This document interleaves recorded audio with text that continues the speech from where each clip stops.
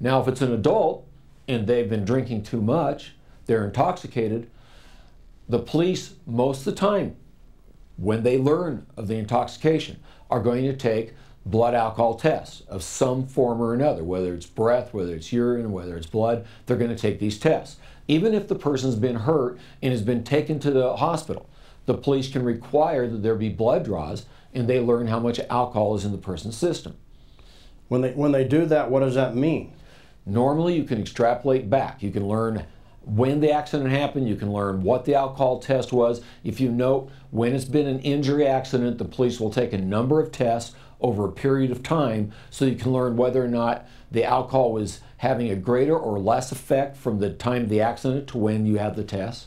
All right, so if you get a blood alcohol level at reasonably close to the time of an accident, do you mean to tell me that you can back up in time to place this adult in a bar and you can figure out what their blood alcohol level was in the bar before they left? Absolutely. But you have to be able to track that. One of the problems you face almost immediately is where were they drinking? A lot of people who drink have favorite watering holes, as they call them, and you don't get to learn where they're drinking because they're not going to tell you. You have to wait, again, till you can sue them, till you can get them in a deposition. Well, our law says you have 1 year from the time of the accident to sue the establishment that got them drunk. And if that establishment overserved them and served them when they were aware of the fact that person was drunk, or should have known by either the number of drinks they were giving that person throughout a time period or by how they had to have been acting according to their blood alcohol level, if that establishment was doing that, they can be held responsible. So the bar can be held liable? Absolutely, for the injuries, and sometimes for even more than just. And so sometimes in these cases when the injured person, if they're still alive, has hundreds of thousands of dollars in medical bills, has been very seriously injured, and the drunk driver only has $25,000 of insurance, you mean then you can possibly go against the insurance company for the bar who served the drunk driver? Yes, you can. And quite often in these type cases, because it's involved drunk driving, you have very significant and severe injuries. But you know, Brad, sometimes they say the bartenders, we've deposed them, you've been there, I've been there, we've done them together. The bartenders say, it didn't look strange to me. I didn't know he was visibly intoxicated. Sometimes they just lie. In this day and age, we have a couple of things that work. Many systems in the bars, they're called Aloha systems, they're called systems where you know how many drinks were given to that person over the time period they were in the bar. They open up a tab, you can go back to the tab. Sometimes you need to get a credit card to see if it was paid on the credit card. Other times you can just find out according to the table they were sitting at or according to the name they were given how much alcohol was given to them. If you find somebody's been given 4 drinks in a half an hour before they walked out that bar, that's 4 shots in a half an hour. Chances are the bartender has overserved. If it's 8 drinks, you know they've overserved. Take it the other way. If you find out that person's been sitting there for 3 or 4 hours, but during that time period they've had nothing to eat because their tab doesn't show it, and at the same time they've been served 12, 13, 14 drinks, you know what their condition would have been. They would have been slurring their words. They would have been having bloodshot eyes. They would have been fumbling for their billfold. They would have probably gotten very loud, abnormally loud, or they would have gotten abnormally reserved because alcohol has those effects.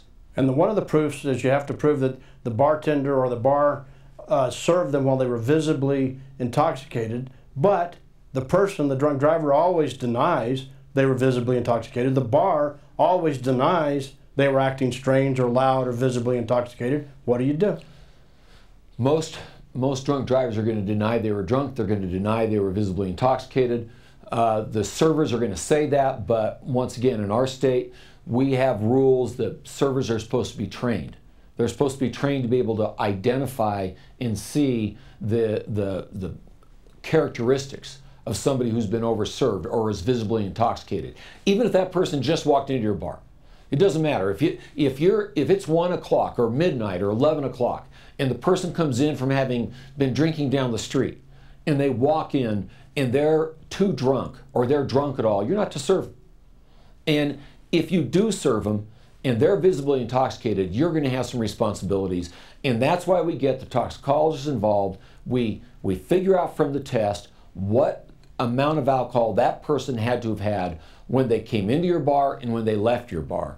And a lot of times, even if we can't find the ticket, we can extrapolate how many drinks they were served. Okay, let's just take an example for everybody in this virtual injury seminar we're doing. Let's say at the scene of an accident, somebody has a 0.31 blood alcohol level. How long have they been on the road? If they've been on the road, usually at a 0.31, they're not on the road very long before they're in their accident. Right. Okay. 0.31. So they say they left bar ABC 2 hours ago, and you can, through a use of a toxicologist, can you back that up to see what their blood alcohol level was at the bar? Sure, because what you do is you find out when they stopped drinking. It's not just when they left the bar, when did they stop drinking? And that's one of the questions that needs to be asked of them. Because were you drinking while you were in the car? Does the car have a bunch of alcohol containers in it? Does it have nothing? If they quit drinking 2 hours ago and they're at a 0.31, their blood alcohol level was higher when they left that bar. And if they had their last drink at that particular bar, that bar is going to have a problem because their blood alcohol level, we're talking almost 4 times the legal limit at the 0.31. So no matter what the bar says he wasn't visibly intoxicated, no matter what the waiter or waitress says, no matter what the drunk driver says, you can prove their blood alcohol level in the bar and you can prove they were visibly intoxicated with that blood alcohol level. Absolutely. Very important because it's going to provide over $200,000 more of insurance dollars if the bar has the basic package of insurance that's going to be available for your injured person. And when your injured person has been hit head on by this drunk driver and is laying in a hospital and has significant permanent impairment for years to come, it's going to be important to find as many dollars as are available to protect and help that injured person. So you can look for coverage through the drunk driver's insurance company. You can look for coverage through the bar. That's right. Or source of the liquor. And you can also look for coverage through UM coverage. And you look for your own UM coverage, which we've talked about. Underinsured motorist coverage, or if there's no insurance by the drunk driver, your uninsured motorist coverage, which we talk about in another segment. We talk about the fact it's important for you to have as high of limits as possible. Get what we call an umbrella coverage, or excess coverage, which is a coverage that covers you even in addition to your basic minimum car insurance policy. That coverage can be as high as $1 million or more dollars, and you're going to need every dime of it. Another thing to be aware of, if it's a loved one who's died on those roads, on the streets, at the hands of a drunk driver, there's a very, very good chance that you're going to have what's called a felonious killing. And when you have a felonious killing, even if they're not charged with a felony, you have what's called a felonious killing, and that removes the non-economic caps, which is a whole nother area of law, but basically in the state of Colorado, we have caps or limits as to how much money you can recover for non-economic injuries. But if it's been a felonious killing, somebody who's acted recklessly is being charged with a vehicular homicide or reckless homicide, those caps get removed, and now you can recover the full and complete amount that a jury or a judge might determine is an appropriate amount.